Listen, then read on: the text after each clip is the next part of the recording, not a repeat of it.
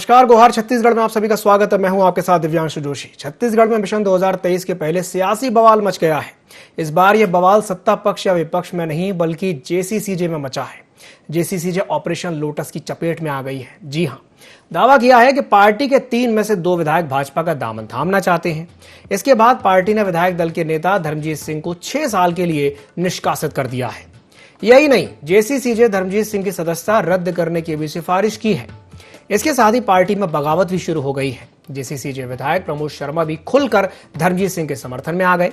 वहीं बीजेपी अब इस मामले से कन्नी काट रही है, जबकि कांग्रेस का कहना है कि जेसीसीजे समाप्ति की ओर है।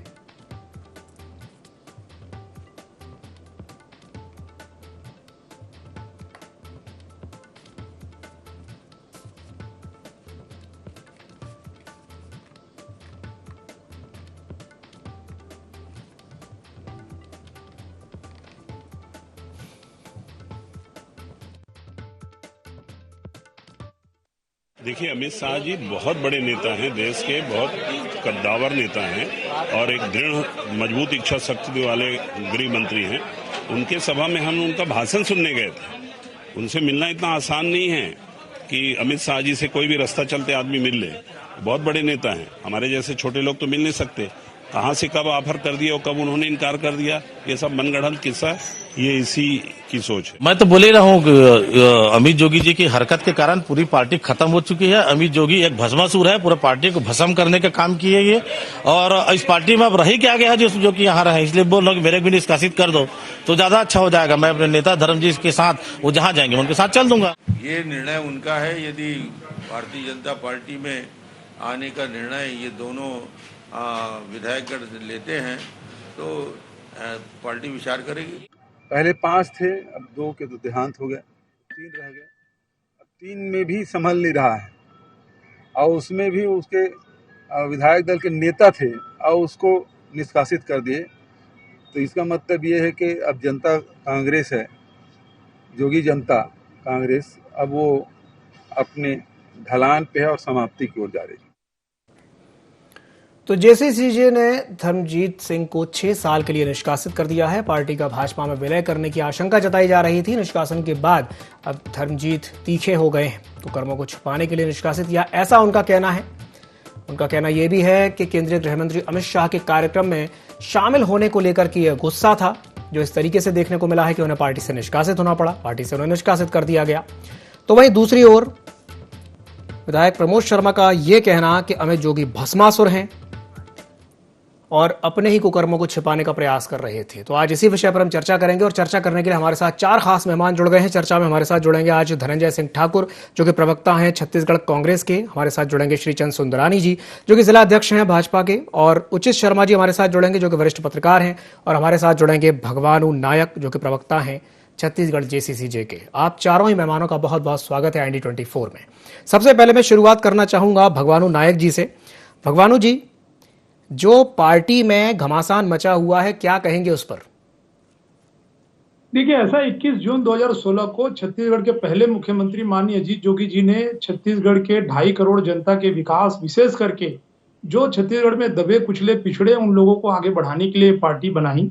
अगर हमारे दल का कोई भी नेता या कोई विधायक हो, अगर उस सिद्धांत के विरुद्ध अगर कोई काम करता है, तो चाहे वो कोई भी हो, पार्टी की विचारधारा जोगी जी के सिद्धांत से बड़ा कोई भी नहीं है। और लगातार इस प्रकार की शिकायतें हमारे पार्टी नेतृत्व के संज्ञान में आ रहा था और अन्य जो विरोधी दल है उनके साथ मिल करके एक जो षड्यंत्र है जो पूरे देश में आप चल रहा है, आप देख सकते हैं कि किस प्रकार से जो क्षेत्रीय पार्टी है उनको कुचलने का, उनको समाप्त करने का जो एक प्रयास जो चल रहा है, उसकी जानकारी मिलने के बाद ये बड़ा एक्शन और बड़ी कार्रवाई की गई है। निश्चित रूप से धर्म सिंह जी बहुत ही वरिष्ठ नेता है, एक कद्दावर नेता है, उनका पूरा सम्मान है, लेकिन पार्टी के विचारधारा और पार्टी के जो सिद्धांत है उससे बढ़कर कुछ भी नहीं है। और जो कोई भी आगे इस प्रकार का पार्टी के विरोध में काम करेगा उस पर कार्रवाई की जाएगी। नए नेता तैयार हो रहे हैं, छत्तीसगढ़ के लिए हम काम करेंगे, जोगी जी के जो सपने हैं उसको पूरा करेंगे और उस दिशा में हम आगे बढ़ेंगे। रही बात जो आरोप प्रत्यारोप की बात, तो देखिए ऐसी कोई भी घटना या कोई ऐसे कोई जो भी आरोप जो लगाए जा रहे हैं वो पूरे निराधार हैं। जोगी जी के परिवार में इस प्रकार का कोई चरित्र नहीं है और इस प्रकार का नारी सम्मान के जो आरोप लगे हैं या जिस प्रकार की जो शब्द का उपयोग किया जा रहा है वो बिल्कुल भी गलत है। माननीय ठीक है। अमित जोगी जी ने अभी एक वक्तव्य जारी किया, उन्होंने कहा कि वो मेरे चाचा जी हैं, उनका सम्मान हमेशा मैं करता हूं, करते रहूंगा। वहीं वो प्रमोद शर्मा जी को अपना भाई मानते हैं, जोगी जी उनको अपना पुत्र मानते थे, तो उनके मन में अगर जो कह रहे हैं, हमें उससे कोई उस पर लेना देना नहीं है। लेकिन है। हमारी पार्टी जिस सिद्धांत को लेकर काम कर रही है, उस सिद्धांत पर आगे काम करते रहेगी। ठीक है, चलिए मैं प्रतिक्रिया ले लेता हूं धनंजय सिंह ठाकुर जी से। धनंजय जी, क्या कहेंगे इनकी बात पर? वो ये कह रहे हैं कि छोटे दलों को, छोटी पार्टियों को कुचलने का काम हो रहा है, खत्म करने का एक षड्यंत्र जैसा चल रहा है। क्या कहेंगे इस पर धनंजय जी? देखिए, इसमें दो तीन बातें जो सामने आई है, जिसमें दो तीन बातें सामने आई है कि धर्मजीत सिंह जी चूंकि अमित शाह जी के रायपुर प्रवास के दौरान उनके कार्यक्रम में शामिल हो गए थे, इसलिए उनको इनके जेसीसी के सुप्रीमो को लगा कि वो भारतीय जनता पार्टी का विलय कांग्रेस जो जेसीसी कांग्रेस का विलय भाजपा में करना चाहते हैं जी। तो बहुत सारी इनके आंतरिक चीज समझ में आती है। लेकिन एक बात तो स्पष्ट है कि जेसीसी का गठन ही भारतीय जनता पार्टी को सहयोग करने के लिए इस राज्य में हुआ था। उसका कभी उद्देश्य नहीं था कि राज्य की जनता के हित में काम करना। जिस प्रकार से 15 साल के शासनकाल के दौरान राज्य की जनता रमन भाजपा सरकार के कुशासन भ्रष्टाचार से पीड़ित रही है और इस दौरान युवाओं के रोजगार को बेचा गया। इसके साथ कांग्रेस लगातार लड़ाई लड़ने का काम किया है। जेसीसी का गठन भाजपा को सहयोग करने के लिए हुआ था। अगर ऐसी परिस्थिति में जेसीसी का कोई विधायक अमित शाह जी के कार्यक्रम में चले जाता है, उसके बाद एक कार्यवाही की जाती है, तो भगवान नायक जी बैठे बताएं। कुछ दिन पहले समाचार पत्रों में बहुत बड़ी बड़ी खबर छपी थी कि स्वयं अमित जोगी जी दिल्ली में गए थे और दिल्ली में जाकर अमित शाह जी से मुलाकात किए थे जी। तो इसका जवाब दे दे।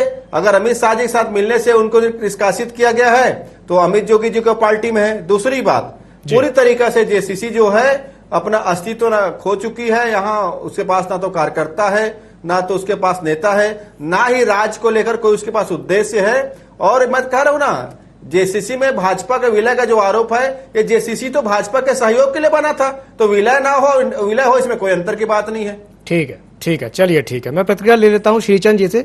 श्रीचंद सुंदरान जी भी हमारे साथ जुड़े हुए हैं। श्रीचंद जी, क्या कहेंगे इस पर? देखिए, जैसे सिंह जी के जो विधायक धर्मजीत जी को निलंबित किया गया, निष्कासित किया गया है, निश्चित रूप से वो हमारे गृह मंत्री अमित शाह जी के कार्यक्रम में आए थे और समय समय पे भारतीय जनता पार्टी के नेताओं के वो संपर्क में रहते हैं। चूंकि कोई दल का विधायक या कोई दल भारतीय जनता पार्टी के पास आता है तो निश्चित रूप से भारतीय जनता पार्टी गुण दोष के आधार पर उनको सदस्यता देती है। लेकिन ऐसा अभी कोई प्रस्ताव धर्मजीत जी की तरफ से हमारे पास नहीं है। न ही हम किसी दल को तोड़ना या किसी दल के विधायकों को तोड़ने की मानसिकता से काम करते हैं। अगर कोई दल अपने विधायकों को नहीं संभाल पा रहा है, देश भर की स्थिति कांग्रेस की देखिए कितनी बदतर स्थिति है।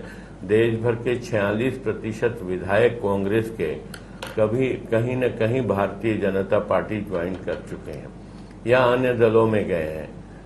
कपिल सिब्बल जी को देख लीजिए, गुलाम नबी आजाद को देख लीजिए। कपिल सिब्बल विधायक नहीं था कांग्रेस का। के 8 विधायक सांसद रहे, राज्यसभा के सदस्य रहे। कपिल सिब्बल जी बड़े बड़े नेता प्रतिपक्ष रहे हैं। गुलाम नबी आजाद जी, तो ये गुलाम नबी आजाद जी को ले रहे हैं क्या भाजपा में? ये सारे अपने नेताओं को संभाल नहीं पाते हैं तो कहीं न कहीं भारतीय जनता पार्टी पे आरोप लगाते हैं। संतोष पांडे का भाई कांग्रेस ज्वाइन किया है। धनंजय जी उनको अपनी बात पूरी करने दीजिए। सारे विधायक, कितने सारे सांसद, मैंने तो आपके बीच में नहीं रखा दिव्यांग जी, मैं तो जी बिल्कुल कभी किसी के बीच में नहीं बोलता। लेकिन जिस प्रकार से ये बौखलाहट है कांग्रेस पार्टी की, वो साफ दिखती है धनंजय वर्मा जी के संबोधन में। हम भारतीय जनता पार्टी के लोग प्रजातांत्रिक मूल्यों पर विश्वास रखते हैं। प्रजातांत्रिक ढंग से कोई विधायक या कोई पदाधिकारी या कोई कांग्रेस का नेता या किसी अन्य दल का नेता हमारे दल में आता है तो गुण दोष के आधार पर हम विचार करके उसको सदस्यता देते हैं। अभी तक धर्मजीत सिंह जी का ऐसा कोई प्रस्ताव भारतीय जनता पार्टी के पास नहीं है। लेकिन धर्मजीत जी बहुत बड़े नेता हैं, बहुत जनाधार वाले नेता हैं। विपरीत परिस्थितियों में भी वो विधायक बन के आए हैं। ऐसे नेता अगर भारतीय जनता पार्टी के साथ जुड़ते हैं तो निश्चित रूप से उनके आवेदन पे विचार किया जाएगा। चलिए ठीक है, मतलब आपका कहना यह है कि अगर वो जुड़ना चाहते हैं तो उनके आवेदन पर विचार किया जाएगा। ठीक है, चलिए उचित शर्मा जी से मैं एक सवाल कर लेता हूं। उचित जी, मेरा आपसे सवाल ये रहेगा कि केंद्रीय गृह मंत्री अमित शाह के कार्यक्रम में अगर जेसीसी के विधायक शामिल हुए तो इसमें दिक्कत क्या थी? और दूसरा सवाल मेरा आपसे ये रहेगा कि मुख्यमंत्री भूपेश बघेल का ये कहना कि जोगी कांग्रेस तो अब समाप्ति की ओर है और पार्टी खत्म हो चुकी है, उसका कोई भविष्य ही नहीं है, इस बात से आप कितना इत्तेफाक रखते हैं और क्या कहेंगे इस पर? उचित जी। जो आपके सवाल है इस पे तो वैसे दिक्कत कुछ होती नहीं है, लेकिन राजनीतिक रूप से अगर किसी तरीके के गृह मंत्री के प्रोग्राम में विरोधी पक्ष की पार्टी का कोई व्यक्ति जाता है तो उसको थोड़ा संदेह की दृष्टि से देखा जाता है। अमूमन ऐसा होता नहीं है, ये बात सत्य है जी। अब चाहे वो गृह मंत्री जी आए, चाहे अन्य कोई मंत्री आए, कैबिनेट मंत्री आए, अनटिल अनलेस जब तक प्रोग्राम सरकार का ना हो, भारत सरकार का ना हो, अगर ये पार्टी का प्रोग्राम है तो फिर दूसरी पार्टी के जो भी एमएलए है, सांसद है, अवॉइड करते, बात सत्य है। लेकिन ये बात भी है कि जो भूपेश बघेल जी बोल रहे हैं उसमें भी सत्यता ये नजर तो आती है, क्योंकि अजीत जोगी के पहले जेसीसी जब अजीत जोगी थे तब अलग थी, वर्तमान में अजीत जोगी के जाने के बाद जेसीसी अलग है। ये बात 7 से 12% के वोट इफेक्ट किए थे अजीत जोगी जी ने। लेकिन ये बात भी तीसरी सत्य है कि जो बीजेपी है वो इस तरीके के प्रयास हमेशा से करती रही है। बीजेपी में दिव्यांशु 3 तरीके के विलय होते हैं, इंडिविजुअल विलय, इंस्टीट्यूशनल विलय, आफ्टर इलेक्शन विलय। अब मैं तीनों उदाहरण दे रहा हूं कि इंडिविजुअल विलय आप ये बोल सकते हैं कि जैसे किसी एक व्यक्ति को लेके आ जाना, वो इंडिविजुअल पार्टी में भाजपा में आ गया, वो इंडिविजुअल विलय इनको कई नेताओं ने किया। इंस्टीट्यूशनल विलय की जैसे शिवसेना का उन्होंने किया। आफ्टर इलेक्शन विलय जो आज अमरिंदर सिंह का किया। तो भारतीय जनता पार्टी बड़ा स्मार्ट प्ले करती है हमेशा से। भारतीय जनता पार्टी राजनीतिक लोगों की, राजनीतिक यूनिवर्सिटी की पीएचडी होल्डर है। बाकी इंस्टीट्यूशन मेरी नजर में अभी भी हायर सेकेंडरी भी पास नहीं है। भारतीय जनता पार्टी उस कद पे पहुंच चुकी राजनीतिक सोच और विचार। ये आप तारीफ कर रहे हैं या तंज कस रहे हैं? आपने कहा ना कि पीएचडी होल्डर है।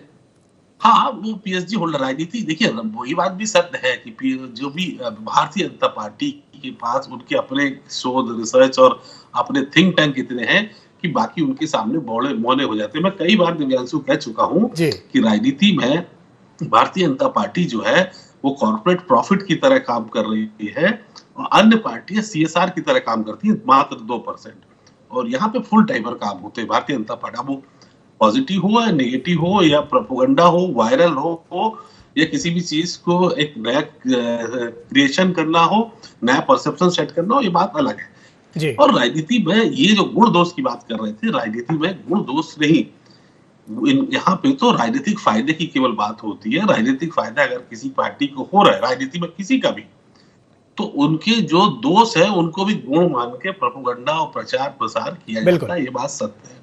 लेकिन ऐसी कोई परिस्थिति कि धर्मजीत जी पार्टी तोड़ के दूसरी जगह जा रहे थे, भाजपा में शामिल हो रहे थे, नहीं थे। ये बात भी सत्य है कि सदन के अंदर धर्मजीत जी का जो थोड़ा सा झुकाव भाजपा की तरफ था, भाजपा के बाहर वो कई बार बैठ चुके हैं। भाजपा में वो 2.5 साल से गाहे बगाहे अपने मित्र मंडली में अपने नियर एंड डियर को बोल चुके हैं कि वो भाजपा में जा रहे हैं। ये बहुत सारे पत्रकार, दिव्यांशु, बहुत राजनीति में रुचि रखने वाले या अपने मित्रगण जो भी हैं उनके जानते थे। ये बात अमित जोगी जी और उनकी पार्टी भी बहुत भली भांति जानती थी कि ये देर सवेर उस पार्टी में चले जाएंगे। बिल्कुल। अब ये जो हल्ला हो रहा है, मुझे नहीं लगता कि पार्टी तोड़ने की बात हुई, क्योंकि देखिए शिवसेना को तोड़ा गया क्योंकि उनके पास इतने बृहद मात्रा में एमएलए थे, बृहद मात्रा में सांसद थे। लेकिन वो स्थिति को जेसीसी के साथ आप छत्तीसगढ़ में कंपेयर नहीं कर सकते, क्योंकि वो जो जनता का आशीर्वाद बोल लीजिए, जनता के वोट परसेंटेज, पार्टी के जनप्रतिनिधि उतनी मात्रा में, उतनी तादाद में वो नहीं है जितना कि शिवसेना है। तो इनको तोड़ने से विशेष लाभ भारतीय जनता पार्टी को अपने में सम्मिलित करने में केवल थोड़ा बहुत राजनीतिक लाभ हो सकता था, लेकिन विशेष कोई लाभ नहीं होता। विशेष कोई लाभ नहीं होता। चलिए ठीक है, भगवानू जी का मैं रुख करूंगा। भगवानू जी, मेरा आपसे यही सवाल रहेगा। मुख्यमंत्री भूपेश बघेल ने साफ तौर पर कह दिया है कि अब जोगी कांग्रेस का कोई भविष्य नहीं है और पार्टी खत्म है, क्या कहेंगे इस पर? देखिए दिव्यांशु जी, राजनीति संभावनाओं का गढ़ होता है और राजनीतिक दलों में ये उतार चढ़ाव अक्सर देखने को मिलता है जी। आप देख सकते हैं 80 के दशक में भारतीय जनता पार्टी जो 2 सांसदों से शुरू की थी, आज देश में उनकी सरकार है। वहीं कांग्रेस पार्टी जो सबसे पुरानी पार्टी इस देश की 135-40 साल पार्टी है, वो आज कहाँ है? जो 70 साल राज की वो पूरी तरह बिखर गई है। कांग्रेस पार्टी में राष्ट्रीय स्तर में जो है वो भगदड़ की स्थिति है, पूरे नेता छोड़ के जा रहे हैं। और रही बात हमारी पार्टी, बहुत छोटी पार्टी, क्षेत्रीय दल है, एक छोटे राज्य की छोटी पार्टी है, महज 6 साल हुए हैं और हमारे एक विधायक को हमारे द्वारा निष्कासन किया गया है। उससे यह कह देना कि पार्टी समाप्ति की ओर है, बिल्कुल गलत है और कहीं ना कहीं एक लोकतंत्र के खिलाफ ये जो है इस प्रकार की बातें नहीं होनी चाहिए।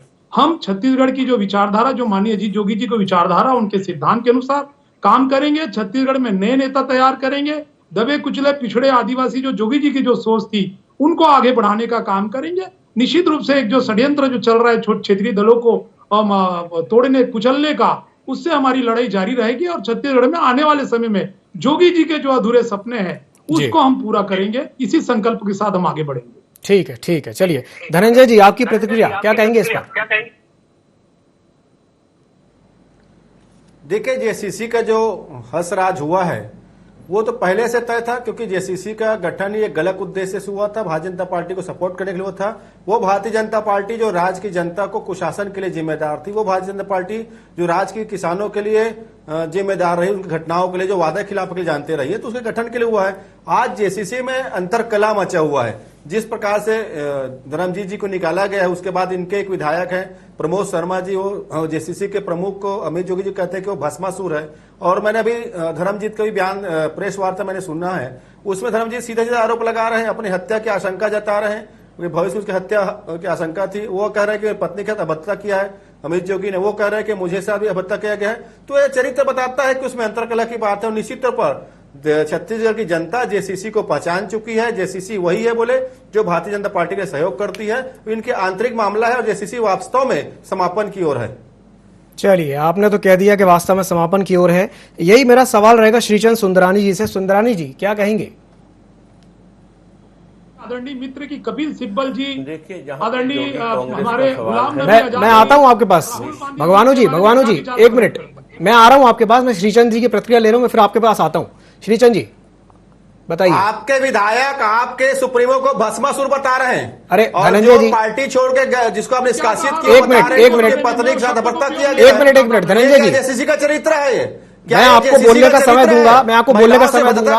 जो इस देश के सबसे बड़े नेता जो श्रीमती इंदिरा गांधी जी के साथ काम किए, जो राजीव गांधी जी जो धर्मजीत जी आरोप लगाया, इसमें कितनी सत्यता है बताइए ना। उनकी क्या धर्मजीत सिंह के जो आरोप लगाया है, पत्नी के साथ अभद्रता किया गया है, क्या जेसीसी से बैठ कर सपोर्ट करते हैं उसको?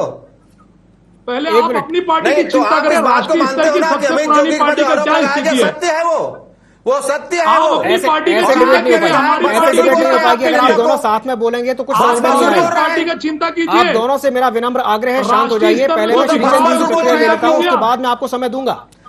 एक मिनट शांत हो जाइए। धनंजय जी शांत हो जाइए। भगवानू जी आप भी शांत हो जाइए। भगवानू जी शांत हो जाइए।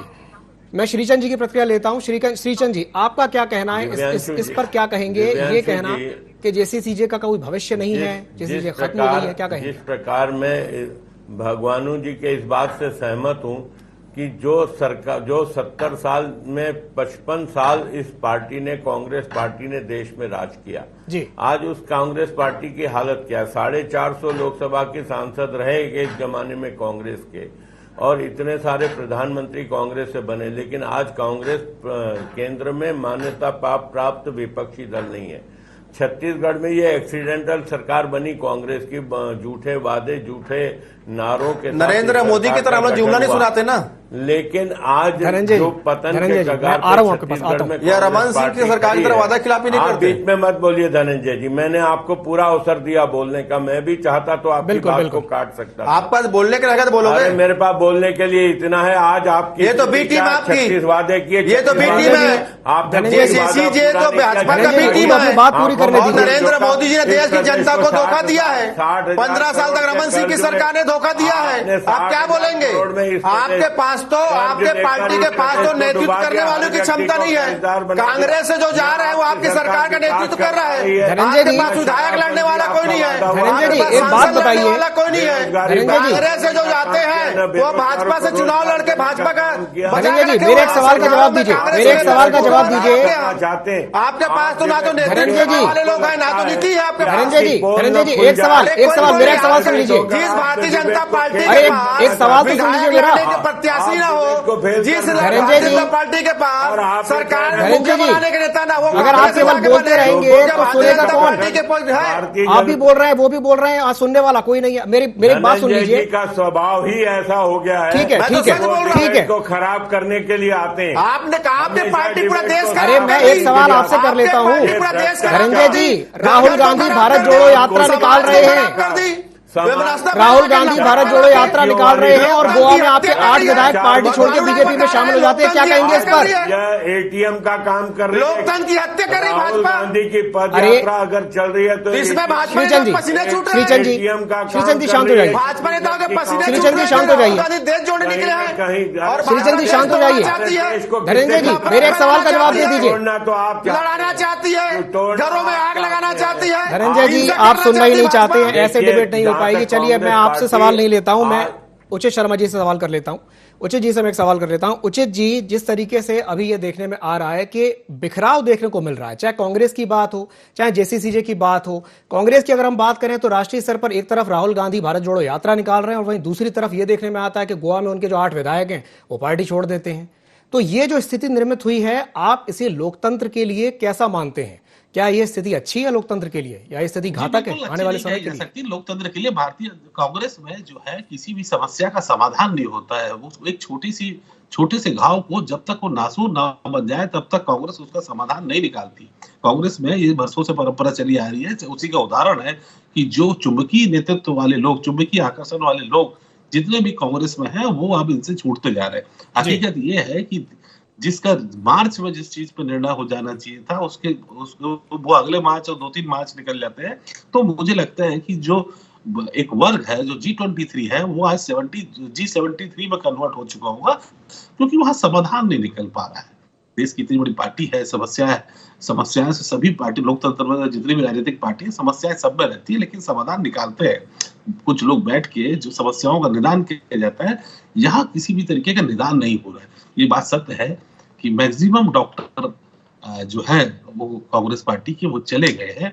अभी केवल कंपाउंडरों से सर्जरी का इंतजार हो रहा है। वहां पे कोशिश है सबको एकत्रित करने की, चीजें है, प्रयास है, विचारधारा बहुत अच्छी है, राष्ट्र की सबसे पुरानी पार्टी है, बहुत 130 साल पुराने लोग रहे हैं।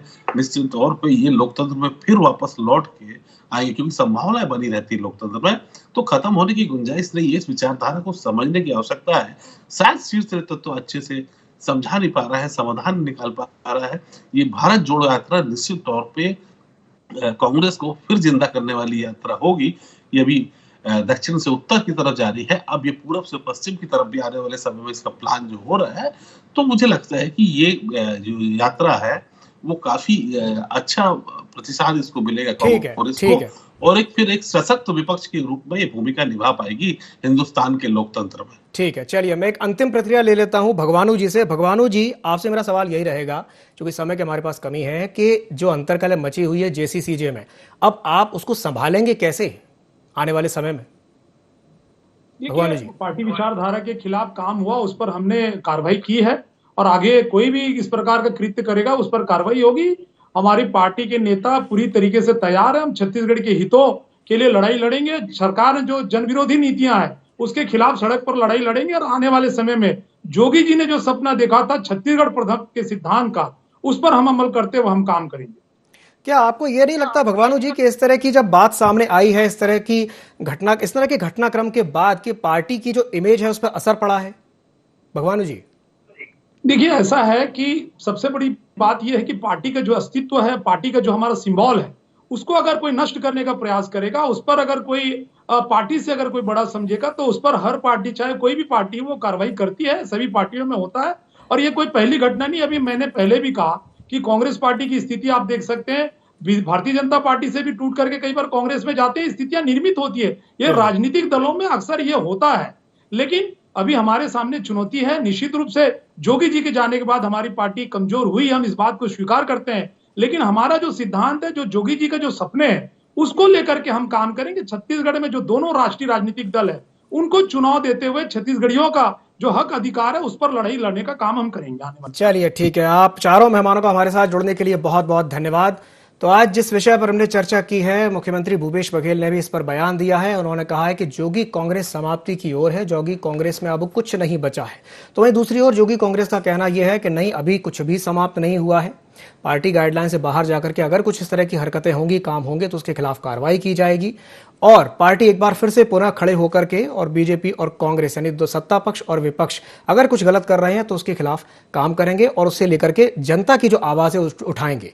और दूसरी ओर जनता ये सब कुछ देख रही है, ये सारा घटनाक्रम जनता के सामने हो रहा है।